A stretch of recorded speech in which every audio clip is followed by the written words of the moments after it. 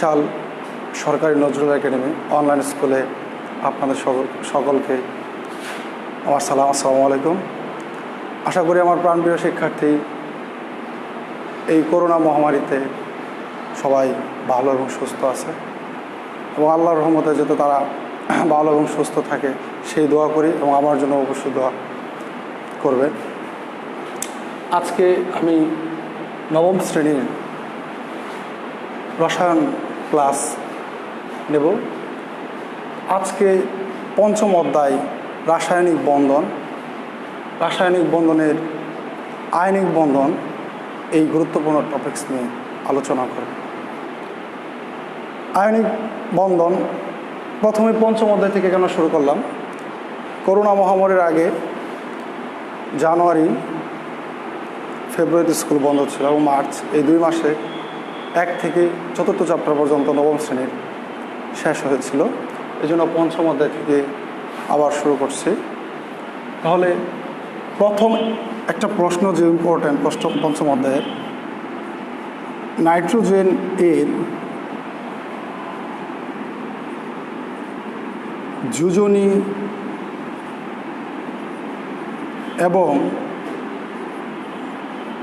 যোজ্যতা electron ভিন্ন।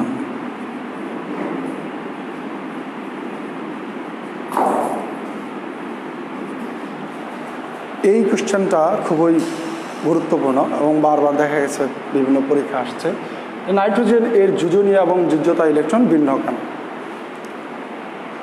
তাহলে সহজভাবে আসি। যদি হয় নাইট্রোজেনের শক্তি স্তর, নাইট্রোজেনের নিউক্লিয়াস, নাইট্রোজেনের 2টি শক্তি স্তর রয়েছে।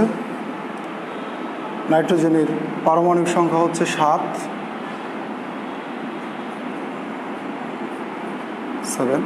তার ইলেকট্রন বিন্যাস হচ্ছে 1s2, 2s, 2, 2p3। তাহলে এই 1sটা হচ্ছে প্রথম শক্তি স্তর এবং এই 2sটা হচ্ছে দ্বিতীয় শক্তি স্তর। তাহলে প্রথম শক্তি স্তরে ইলেকট্রন আছে কতটি? 2টি। দ্বিতীয় শক্তি স্তর ইলেকট্রন রয়েছে 5টি।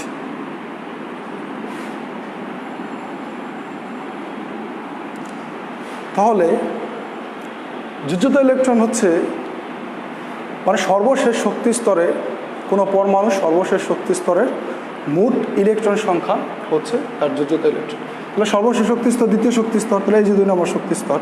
তো এই দ্বিতীয় শক্তি স্তরে ইলেকট্রন রয়েছে 2, 3, 4, 5টি। তাহলে নাইট্রোজেনের যোজ্যতা ইলেকট্রন হচ্ছে 5টি। নাইট্রোজেনের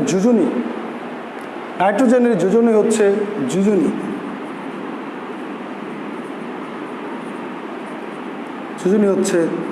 3। নাইট্রোজেনের যোজনী কেন হচ্ছে? যোজনী হচ্ছে কোনো একটি পরমাণু অন্য কোনো পরমাণুর সাথে যুক্ত হওয়ার যে ক্ষমতা, সেটা হচ্ছে তার যোজনী বা যোজ্যতা। তাহলে নাইট্রোজেনের অন্য স্থিতিশীলতা অর্জনের জন্য, অর্থাৎ অষ্টক পূর্ণ করার জন্য তার অন্য কোনো পরমাণুর সাথে যুক্ত হওয়ার ক্ষমতা হচ্ছে 3। তাই নাইট্রোজেনের যোজনী হচ্ছে 3 বা 3। আর নাইট্রোজেনের যোজ্যতা ইলেকট্রন হচ্ছে 5টি। তাহলে এইভাবে সুন্দর করে লেখা যায় যে নাইট্রোজেনের ইলেকট্রন বিন্যাস হতে দেখা যায় যে নাইট্রোজেনের যোজ্যতা স্তরে 5টি ইলেকট্রন রয়েছে।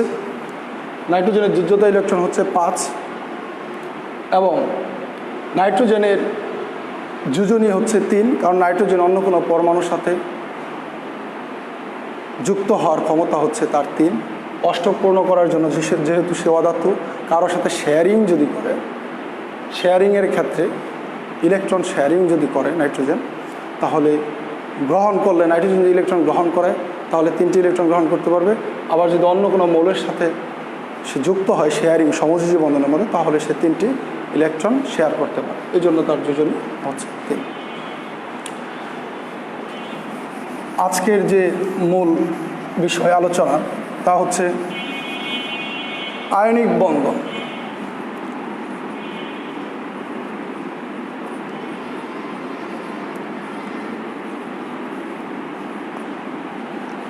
রাসায়নিক এসএসসি চ্যাপ্টারে অধ্যায়ে রাসায়নিক বন্ধনটাকে আমরা 4টা ভাগে ভাগ করতে পারি।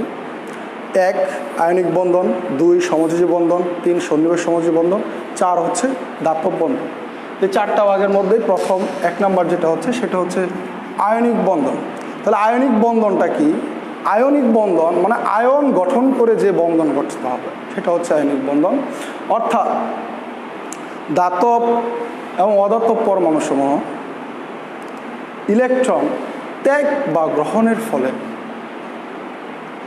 ধনাত্মক মানে ইলেকট্রন যদি ত্যাগ করে তাহলে ধনাত্মক আয়ন অর্থাৎ ক্যাটায়নে পরিণত হয়, ইলেকট্রন যদি গ্রহণ করে তাহলে ঋণাত্মক আয়ন অর্থাৎ অ্যানায়নে পরিণত হয়। অর্থাৎ ইলেকট্রন ত্যাগ বা গ্রহণের ফলে ধনাত্মক এবং ঋণাত্মক আয়ন সৃষ্টির মাধ্যমে সৃষ্ট স্থির বৈদ্যুতিক আকর্ষণ বলের দ্বারা যে বন্ধন গঠিত হয় তাকে আমরা বলবো আয়নিক বন্ধন। তাহলে আয়নিক বন্ধনের এটা হচ্ছে মানে A to Z সব কিছু এটার ভিতরে ঢুকে গেছে। হ্যাঁ, তাহলে ছোটো করে বলা যায় যে ধাতু এবং অধাতুর মধ্যে যে বন্ধন গঠিত হয় তাকে আমরা আয়নিক বন্ধন বলতে পারি।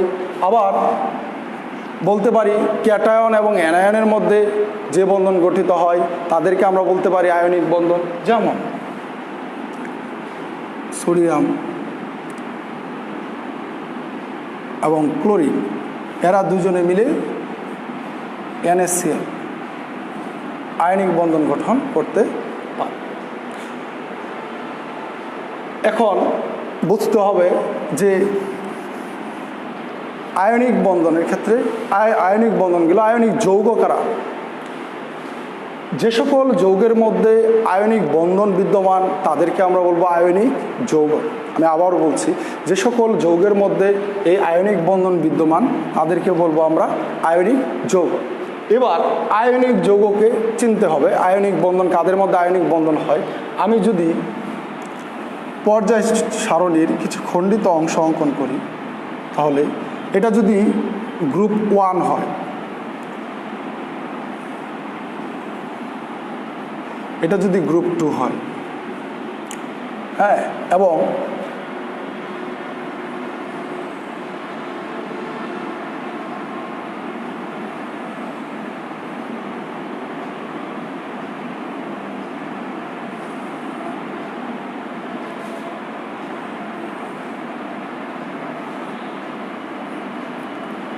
এই যদি হয় হাইড্রোজেন, এই হচ্ছে helium, lithium, beryllium,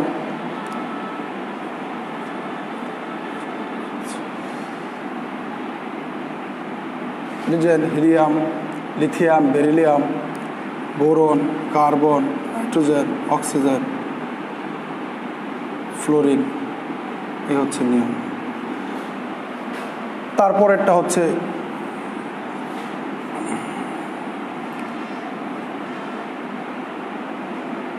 aluminium, silicon, phosphorus, sulphur, chlorine, argon. আমি কেন পর্যায় সারণী টেনে আলোচনা করব, এর কারণ হচ্ছে যে রাসায়নিক বন্ধনের ক্ষেত্রে আয়নিক বন্ধন এবং সন্নিবেশ বন্ধন যে বন্ধনই হোক না কেন, যা কিছু ঘটুক না কেন সেখানে পর্যায় সারণীটা হচ্ছে খুবই ইম্পর্ট্যান্ট, খুবই গুরুত্বপূর্ণ। তো এই ক্ষেত্রে দেখা গেছে যে আমি গ্রুপ 1-এ যে সকল মৌলগুলো রয়েছে এখান থেকে কিছু মৌল, হ্যাঁ, এবং গ্রুপ ফ্লোরিন, ক্লোরিন, ব্রোমিন,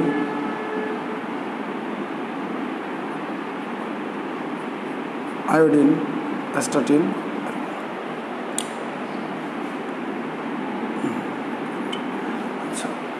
এখন গ্রুপ 1-এ যে মৌলগুলো রয়েছে এদেরকে বলা হয় ক্ষার ধাতু। হাইড্রোজেন, লিথিয়াম, তারপরে রয়েছে সোডিয়াম, এরপরে রয়েছে পটাশিয়াম, সিজিয়াম, এরপরে রয়েছে ফ্রান্সিয়াম, বেরিলিয়াম, ম্যাগনেসিয়াম, ক্যালসিয়াম, এরকম। তাহলে এই ক্ষেত্রে যে জিনিসটা দেখাবো সেটা হচ্ছে এটা হচ্ছে গ্রুপ 17, গ্রুপ 16।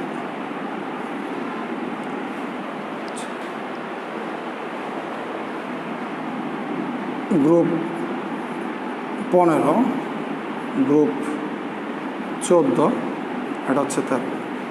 এক্ষেত্রে যে জিনিসটা হচ্ছে ইম্পর্ট্যান্ট সেটা হচ্ছে গ্রুপ 1-এর সাথে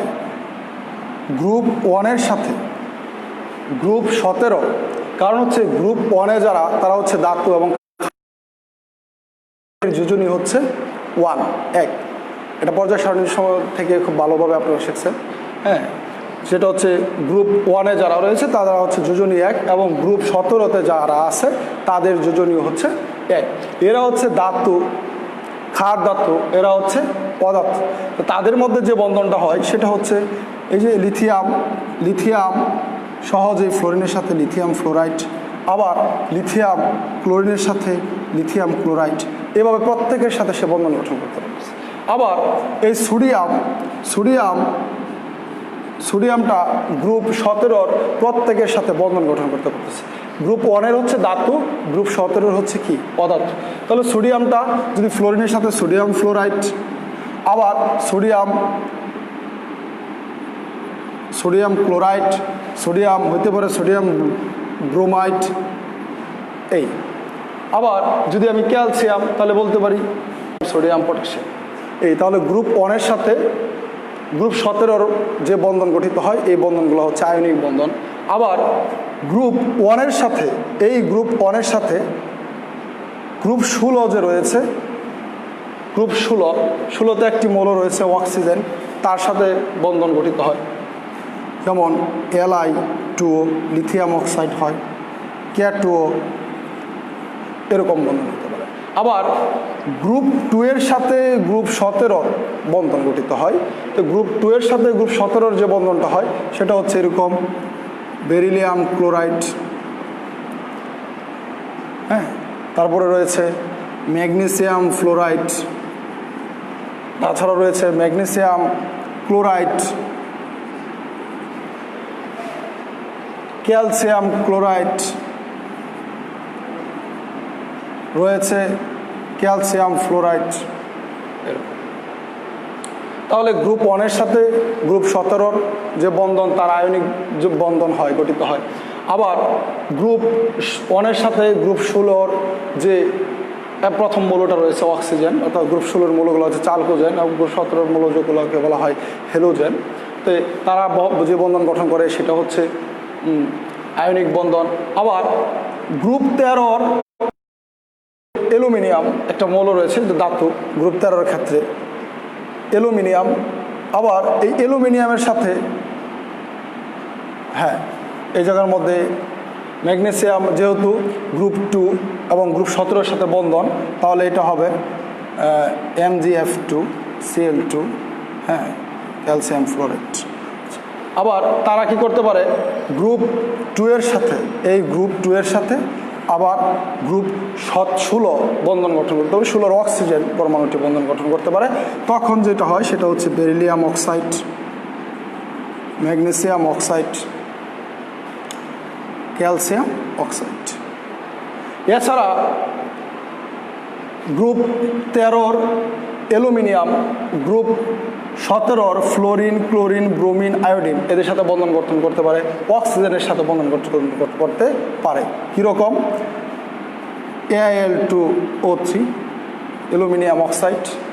আবার এই অ্যালুমিনিয়াম যদি ক্লোরিনের সাথে বন্ধন গঠন করতে পারে তাহলে হবে aluminium chloride, AlCl3, aluminium bromide.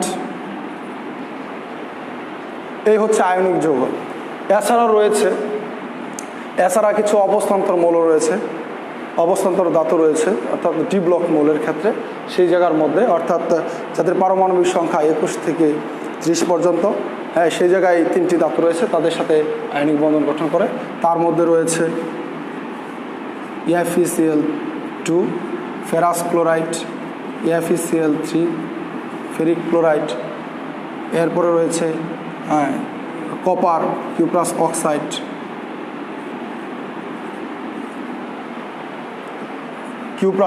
Cupric oxide, Cu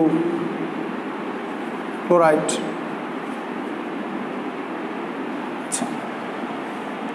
হ্যাঁ, এখানে যোজনী 1,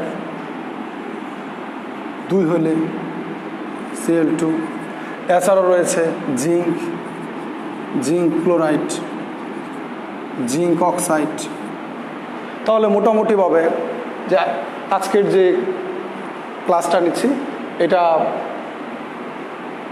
মনোযোগ দিয়ে খেয়াল করলে, হ্যাঁ, মোটামুটিভাবে যে আয়নিক যৌগগুলো আমি লিখছি এসএসসির সিলেবাসে এর বাহিরে কোনো আয়নিক যৌগ নেই।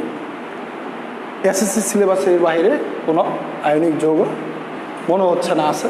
তাহলে যেইভাবে আমি শিখাইছি যে গ্রুপ 1-এর সাথে গ্রুপ 17, গ্রুপ 2-এর সাথে গ্রুপ 17, আবার গ্রুপ 1-এর সাথে গ্রুপ 16, গ্রুপ 2-এর সাথে 16, 13-এর সাথে 16, 17, হ্যাঁ, অর্থাৎ ধাতু এবং অধাতুর মধ্যে যে এরকম বন্ধনগুলো, যে আয়নিক যৌগগুলো গঠিত হয়, তাহলে এই জায়গার মধ্যে সেইগুলা স্পষ্টভাবে দেওয়া আছে। এইগুলা আপনারা চাইলে নোট করে নিতে পারেন যে এগুলো হচ্ছে আয়নিক যৌগ। হ্যাঁ, এই ধরনের যৌগ দেখলে আমরা চিনে নেব যে এরা সহজে যে এরা আয়নিক যৌগ। এখন এখান থেকে আমি গ্রুপ 1 এবং গ্রুপ 17-র যে আয়নিক যৌগর ব্যাখ্যা বা পরীক্ষায় আসলে কীভাবে দিতে হবে, হ্যাঁ, সেটা একটু দেখাবো।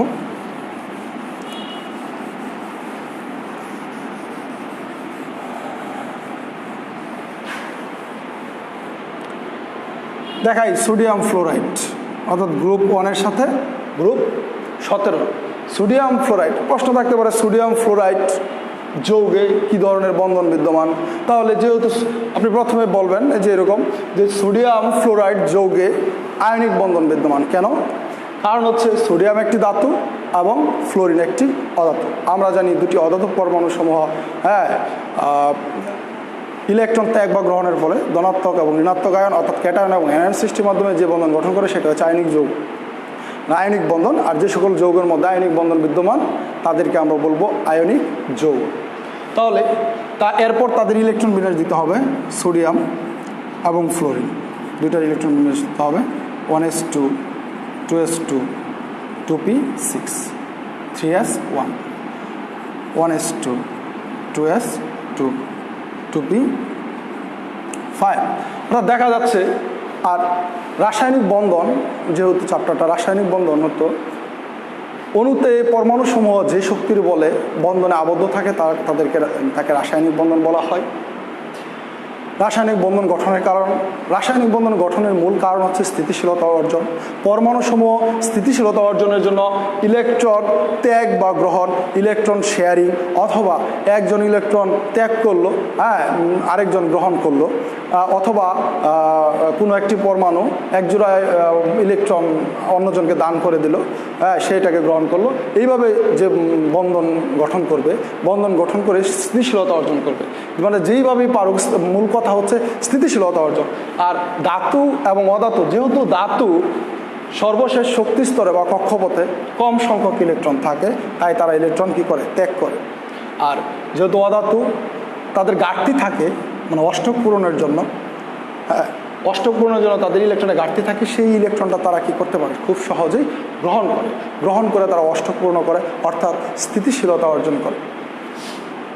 এখন তাহলে এরপর বলতে হবে এই প্রশ্নটাতে, অর্থাৎ গ্রুপ 1-এর সাথে গ্রুপ 17-র যে কোনো আয়নিক যৌগ থাক, ব্যাখ্যা একই হবে।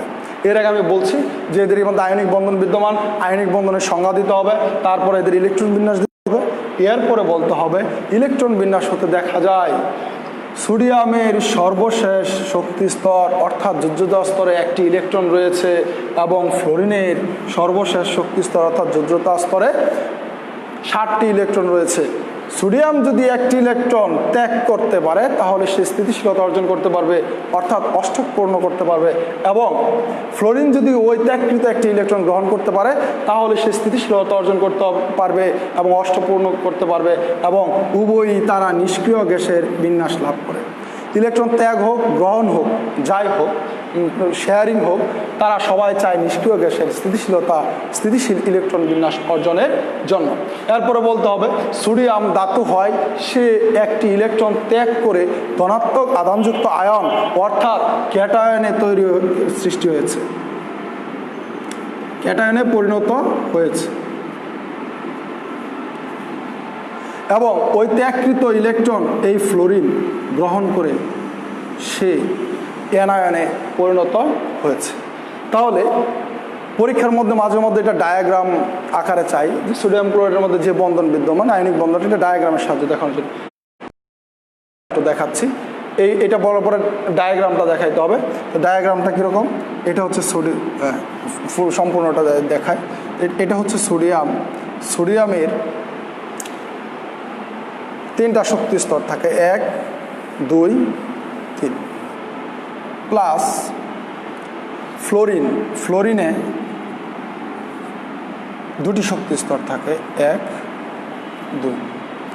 এরা যদি বন্ধন গঠন করে, এখন ইলেকট্রন সোডিয়ামে ইলেকট্রন থাকে 1 2, এখানে থাকে 8টা, 1 2 3 4 5 6 7 8, এবং একটা ইলেকট্রন বাড়তি থাকে। এবং ফ্লোরিনের ক্ষেত্রে এই যে একটা ইলেকট্রন, 2টা ইলেকট্রন, 1 2 3 4, যেহেতু যত স্তরে 7টি ইলেকট্রন রয়েছে, তাহলে সে তার এই একটা ইলেকট্রন তাকে দিয়ে দেয়। তাহলে তাদের মধ্যে যে বন্ধনটা গঠিত হইতেছে, বন্ধনটা কীরকম, এরকম। সোডিয়ামের নিউক্লিয়াস, একটা শক্তি স্তর, 2টা শক্তি স্তর। কেন 2টা শক্তি স্তর? এই যে সে একটা ইলেকট্রন ত্যাগ করে দিচ্ছে, তার মানে কি এই শক্তি স্তরে কোনো ইলেকট্রন নাই। ইলেকট্রন নাই মানে শক্তি স্তরের কোনো ভ্যালু নেই, শক্তি স্তর থাকবে না। তারপর যেটা হবে সেটা হচ্ছে ফ্লোরিন। অনেকের প্রশ্ন আসে যে এখানে যেহেতু একটা শক্তি স্তর নাই, তাহলে এইখানে শক্তি স্তরটা আইসা পড়বে না। এখানে একটা ইলেকট্রন, এই শক্তি স্তরে একটা ইলেকট্রন ঘাটতি রয়েছে, শুধু ইলেকট্রনটা আসবে, শক্তি স্তরের কোনো পরিবর্তন হবে। আবার অনেকের এই ঝামেলা হয় যে আমি শক্তি স্তরটা কি এখান থেকে শুরু করব, না আমি এটার সাথে মিশিয়ে দেব। এটা নিয়ে কোনো ঝামেলা নাই, এটা যার তার ইচ্ছে, এটা নিয়ে কোনো ধরনের সমস্যা নাই। এটা আমি দেখাচ্ছি, এটা যার তার ইচ্ছা মতো যে যেভাবে খুশি সেভাবে দিতে পারে। তাহলে এভাবে যদি এই চিত্রটা আগে দিলে সবচেয়ে ভালো হয়। তারপর হচ্ছে দ্বিতীয় শক্তি স্তর, এরপরে হচ্ছে ফ্লোরিন। এখন সোডিয়াম একটা ইলেকট্রন ত্যাগ করার পরে তার ইলেকট্রন হয়ে গেছে কয়টা, 10টা।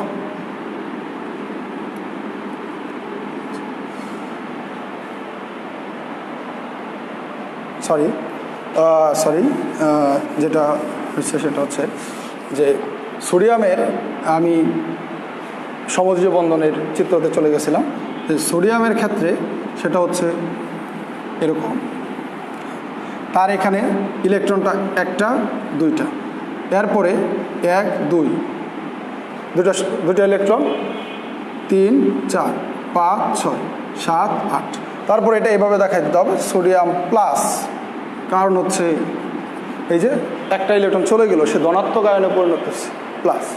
এবং ফ্লোরিনের ক্ষেত্রে একই জিনিস দেখাই দিতে হবে, সেটা হচ্ছে এই একটা শক্তি স্তর, 2টা শক্তি স্তর।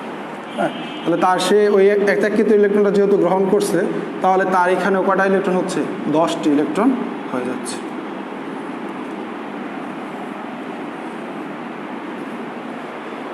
অর্থাৎ ডায়াগ্রামের সাহায্যে এইভাবে দেখানো যায়।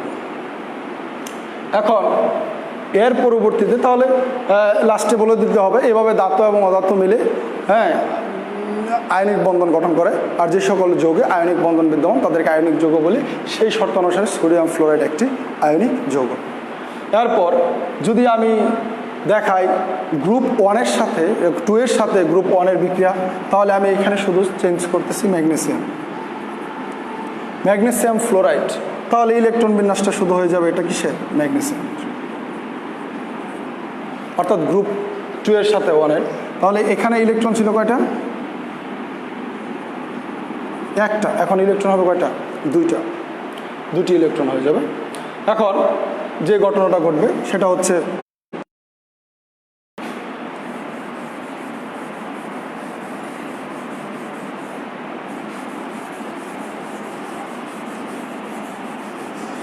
এখন আগের মতোই, মানে একই কথা বারবার যে কোনো আয়নিক যৌগের ক্ষেত্রে, যে এদের মধ্যে আয়নিক বন্ধন বিদ্যমান, কারণ হচ্ছে ম্যাগনেসিয়াম একটা ধাতু, অধাতু। আমরা জানি ধাতু এবং অধাতু মিলে আয়নিক বন্ধন গঠন করে। তা আয়নিক বন্ধন গঠন করার সময় দেখা যায় এই ম্যাগনেসিয়াম ধাতু দুটি ইলেকট্রন ত্যাগ করে। এই ত্যাগকৃত দুটি ইলেকট্রন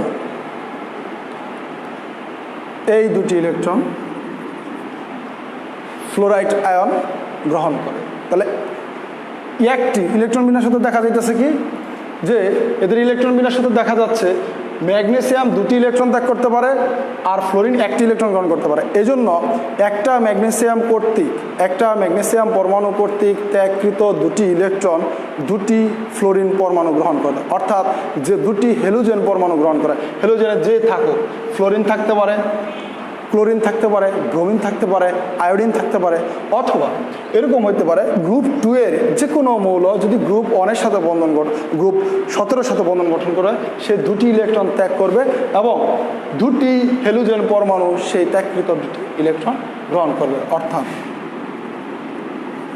তাহলে ফ্লোরিন কয়টা হবে? দুটো। তারপর এটা লেখার পর এরপরে আসতে হবে যে এদের ডায়াগ্রাম যদি অঙ্কন করি, হ্যাঁ, যে এখানে বলতে হবে যে ম্যাগনেসিয়াম পরমাণুর সর্ববৈশিষ্ট্য শক্তি স্তরে একটি ইলেকট্রন রয়েছে, একটি ম্যাগনেসিয়াম পরমাণু কর্তৃক ত্যাগকৃত দুটি ইলেকট্রন দুটি ফ্লোরিন পরমাণু সেটা গ্রহণ করে। দুটি ফ্লোরিন পরমাণু গ্রহণ করার ফলে তাদের মধ্যে আয়নিক বন্ধন বিদ্যমান। এটা নিচে তাহলে হচ্ছে ম্যাগনেসিয়ামের শক্তি স্তর কয়টা? 1 2 3, তাহলে 3টা। তাহলে এই পাশে আরেকটা ফ্লোরিন, যেহেতু বলছি দুটি ফ্লোরিন পরমাণু গ্রহণ করে, তাহলে ম্যাগনেসিয়ামের ইলেকট্রন বিন্যাস হচ্ছে 1 3টা, 1 2, ছোট করে দিই, 1 2 1 2। আচ্ছা, এরপরে যেটা হলো ফ্লোরিনের ক্ষেত্রে সর্ববৈশিষ্ট্য শক্তি স্তর, এটা যদি তার হয় নিউক্লিয়াস হয়ে থাকে, তাহলে 1টা 2টা, যেহেতু ফ্লোরিনের দুটি শক্তি স্তর রয়েছে, এখানে একটি ইলেকট্রন, এখানে হচ্ছে 7টি ইলেকট্রন। তাহলে এই ফ্লোরিনের ক্ষেত্রে এই ম্যাগনেসিয়ামের 10টি ইলেকট্রন হয়েছে, 2 আর 8 10, তাহলে আরও 2টা ইলেকট্রন থাকে, এইখানে একটা ইলেকট্রন থাকলো, এখানে একটা ইলেকট্রন। তাহলে এই ইলেকট্রনটা দিয়ে দেই ফ্লোরিন পরমাণুকে, দান করে দেয়, এবং এই ইলেকট্রনটা এই ফ্লোরিন পরমাণুকে দান করে দিচ্ছে, এই ইলেকট্রনটা এই ফ্লোরিনকে, তাহলে দুটি ফ্লোরিনকে দান করে দিচ্ছে। অর্থাৎ ম্যাগনেসিয়ামের তৃতীয় শক্তি স্তরটা ভ্যানিশ, কারণ হচ্ছে সে তার তৃতীয় শক্তি স্তরে থাকা দুটি ইলেকট্রন দুটি ফ্লোরিন পরমাণুকে দান করে দিচ্ছে। তাহলে চিত্রটা কীরকম হবে? ম্যাগনেসিয়ামে এই যে একটা শক্তি স্তর, দুটি শক্তি স্তর, তাহলে আরেকটা শক্তি স্তর কোথায় গেল? ওই যে ভ্যানিশ হয়ে গেল। তাহলে এখানে ইলেকট্রন আছে 1টা 2টা, আর আছে কয়টা?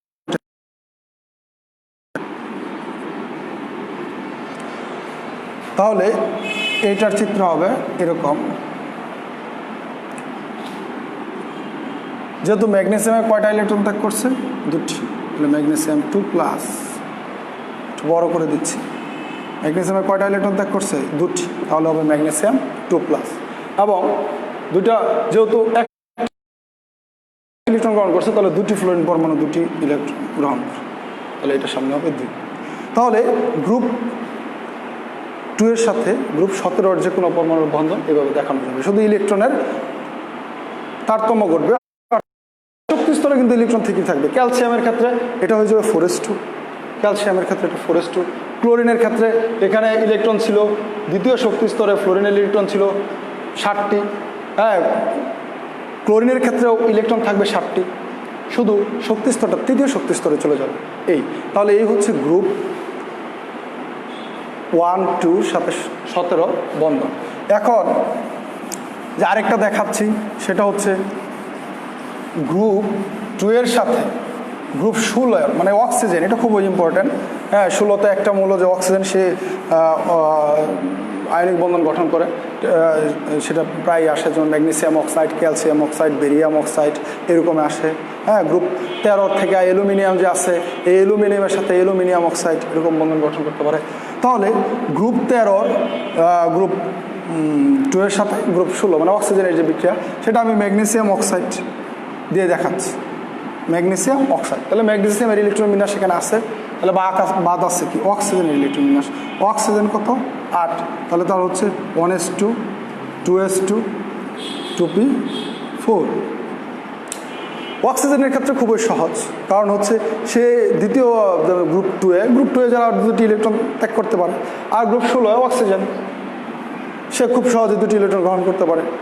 তাহলে গ্রহণ যদি করে, তার ত্যাগকৃত 2টি ইলেকট্রন যদি এই অক্সিজেন পরমাণু গ্রহণ করে, তাহলে তার যোজ্যতা স্তরের ইলেকট্রন রয়েছে 4 আর 2 6 আর 2 8টি হয়ে যায়, এবং ম্যাগনেসিয়ামের যোজ্যতা স্তরের ইলেকট্রন হয়ে যায় কত 8টি।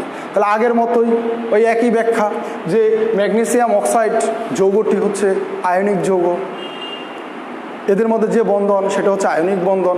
আয়নিক বন্ধন কারণ হলো আমরা জানি ধাতু এবং অধাতু মিলে ইলেকট্রন ত্যাগ বা গ্রহণের ফলে ক্যাটায়ন এবং অ্যানায়ন সৃষ্টির মাধ্যমে স্থির বৈদ্যুতিক আকর্ষণ বলের মধ্যে যে বন্ধন গঠন করে তাকে আয়নিক বন্ধন বলা হয়।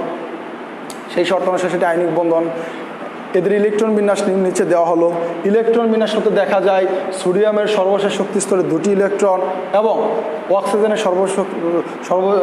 সর্বশেষ শক্তি স্তরে 6টি ইলেকট্রন, মানে যোজ্যতা স্তরে 6টি ইলেকট্রন রয়েছে। হ্যাঁ, এই ম্যাগনেসিয়াম পরমাণু তার 2টি ইলেকট্রন ত্যাগ করে ম্যাগনেসিয়াম 2+ আয়নে পরিণত হয়, মানে ক্যাটায়নে পরিণত হয়, এবং এই অক্সিজেন এই 2টি ইলেকট্রন গ্রহণ করে অ্যানায়নে পরিণত হয়। তাদের চিত্রটা হচ্ছে এরকম। অক্সিজেন একটা শক্তিস্তর, 2টি শক্তিস্তর। অক্সিজেনের নিউক্লিয়াস, তাহলে অক্সিজেনের ইলেকট্রন রয়েছে কয়টা 1 2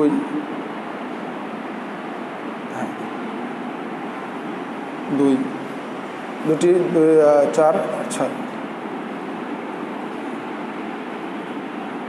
6 প্লাস ম্যাগনেসিয়াম, এটা ম্যাগনেসিয়াম নিউক্লিয়াস একটা শক্তিস্তর, 2টি শক্তিস্তর, তারপরে 3য় শক্তিস্তর।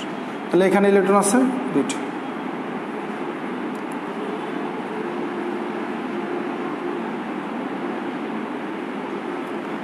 এই যে ম্যাগনেসিয়ামের 3য় শক্তিস্তরে থাকা 2টি ইলেকট্রন সে অক্সিজেনকে দিয়ে দেয়,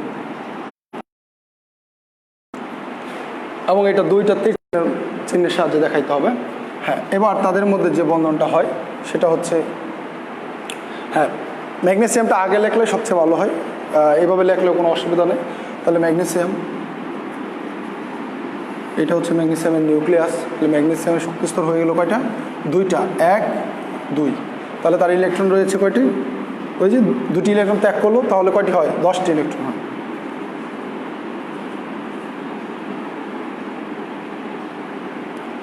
তাহলে 2+ প্লাস অক্সিজেনের শক্তিস্তর কত 2টি, কারণ হচ্ছে তার ইলেকট্রন বাড়ছে কিন্তু শক্তিস্তর সংখ্যা বাড়ে নাই। তাহলে এই হচ্ছে অক্সিজেন, এই হচ্ছে একটা শক্তিস্তর, এই হচ্ছে 2য় শক্তিস্তর।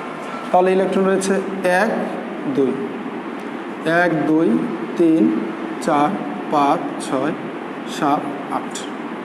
কয়টা ইলেকট্রন সাথে গ্রহণ করলো 2টি ইলেকট্রন গ্রহণ করলো। তাহলে এটা গেল। হ্যাঁ, এখানে সুন্দর করে লিখতে হবে যে ম্যাগনেসিয়াম পরমাণু, অক্সিজেন পরমাণু, ম্যাগনেসিয়াম আয়ন, মানে ম্যাগনেসিয়াম 2+, তখন সে আয়ন হিসেবে আছে। এটা হচ্ছে অক্সিজেন 2- আয়ন, তারা গঠন করবে এই ম্যাগনেসিয়াম অক্সাইড। এখন গ্রুপ 2 এর সাথে এই ম্যাগনেসিয়ামের সাথে তারপরে হইতে পারে এটা হইতে পারে বেরিয়াম অক্সাইড, এটা হইতে পারে বেরিলিয়াম অক্সাইড, হতে পারে সেটা ক্যালসিয়াম অক্সাইড। ব্যাখ্যা একই, লেখা একই, ইলেকট্রন দান করবে একই, ইলেকট্রন গ্রহণ করবে একই। শুধু সেই জায়গার মধ্যে ম্যাগনেসিয়ামের অক্সিজেনের কোনো চেঞ্জ নাই, শুধু ম্যাগনেসিয়ামের জায়গায়, হ্যাঁ ম্যাগনেসিয়ামের জায়গায়, এটা ম্যাগনেসিয়ামের জায়গায় হয়ে যাবে শুধু বেরিলিয়াম। তাহলে এই হচ্ছে মোটামুটিভাবে আয়নিক যৌগ। তারপরেও অনেক কিছু বাকি রয়েছে, যেমন আমি একটা জিনিস দেখাইতে পারি নাই, সেটা হচ্ছে অ্যালুমিনিয়াম। এই আজকে অ্যালুমিনিয়ামটা দেখাই দেয়া এটা শেষ করে দেবো। অ্যালুমিনিয়ামের সাথে গ্রুপ 1-এর গ্রুপ 17-র যে বিক্রিয়াটা অ্যালুমিনিয়াম, তো অ্যালুমিনিয়াম ক্লোরাইড, অ্যালুমিনিয়াম ক্লোরাইড, তো অ্যালুমিনিয়াম ক্লোরাইডের ক্ষেত্রে অ্যালুমিনিয়ামের শক্তিস্তর রয়েছে কতটি? 1, 2, 3টি রয়েছে। ইলেকট্রন 1, 2, 3, 4, 5, 6, 7, 8, 9, 10, 1, 2, 3। যেহেতু সময়ের স্বল্পতা, তাহলে এটা আমি শুধু সহজভাবে দেখা দিই তাদের মধ্যে বন্ধনটা কীরকমভাবে গঠিত হবে। সেটা হচ্ছে এই অ্যালুমিনিয়াম, এক্ষেত্রে অ্যালুমিনিয়াম যখন ক্লোরিনের সাথে বন্ধন গঠন করতে পারবে, তো 3টা ক্লোরিনের সাথে বন্ধন গঠন করবে, 3টা ক্লোরিন, 3টি ক্লোরিনের সাথে বন্ধন গঠন করবে 3টা শক্তিস্তর। শেষ শক্তিস্তরের ইলেকট্রন সংখ্যা দিয়ে বুঝিয়ে দিচ্ছি। ক্লোরিনের সর্বশেষ শক্তিস্তরে ইলেকট্রন থাকে 7টি, তাহলে সে একটা ইলেকট্রন গ্রহণ করবে। তাহলে এই ইলেকট্রনটা যদি এই ক্লোরিন গ্রহণ করে, কেন 3টা কেন দিলাম? এটা হচ্ছে মূলত চিত্রটা এরকম হবে, হ্যাঁ, যে এই একটা ইলেকট্রন এই ক্লোরিন গ্রহণ করবে, এখানে যদি আরেকটা ক্লোরিনের চিত্র দেওয়া হয়, এই ক্লোরিনে এই ইলেকট্রনটা এই ক্লোরিন গ্রহণ করবে, তো এইখানে যদি আরেকটা ক্লোরিনের চিত্র দেওয়া হয়, তাহলে এই ইলেকট্রনটা, ক্লোরিনের একটা ইলেকট্রন এখানে আছে, সে এই ইলেকট্রনটা গ্রহণ করবে। অর্থাৎ অ্যালুমিনিয়ামের সর্বশেষ শক্তিস্তরে যে 3টা ইলেকট্রন রয়েছে, এই 3টি ইলেকট্রন 3টি ক্লোরিন পরমাণু গ্রহণ করবে। 3টি ক্লোরিন পরমাণু গ্রহণ করার পরে সেই এটার মধ্যে যেভাবে দেখানো হবে সেটা হচ্ছে অ্যালুমিনিয়াম একটা শক্তিস্তর, 2টা শক্তিস্তর, কারণ ইলেকট্রন তো চলে যায়, 3য় শক্তিস্তরের ইলেকট্রন যেহেতু চলে যায়, তাহলে এদের মধ্যে 2টা শক্তিস্তর থাকে। এই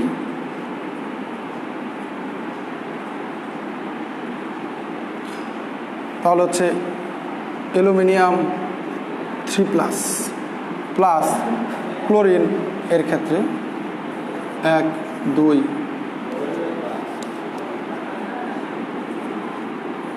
1, 2, 3 মাইনাস 3টা ক্লোরিনে যেহেতু গ্রহণ করছে, সেটা হবে 1, 2,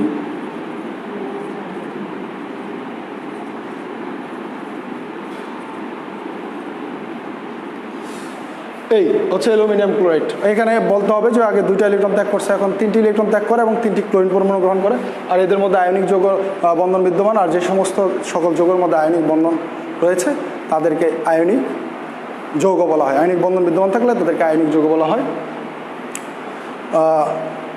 আমার শিক্ষার্থীরা, এরপরেও যদি আপনাদের মানে আয়নিক বন্ধন নিয়ে কোনো সমস্যা থাকে, তাহলে অবশ্যই কমেন্ট করবেন। আমি পরবর্তী সময় যখন ক্লাস নেব, আমি অবশ্যই এটা সমাধান দেওয়ার চেষ্টা করব। তাহলে সকলেই থাকেন। আসসালামু আলাইকুম, বেস্ট অফ লাক।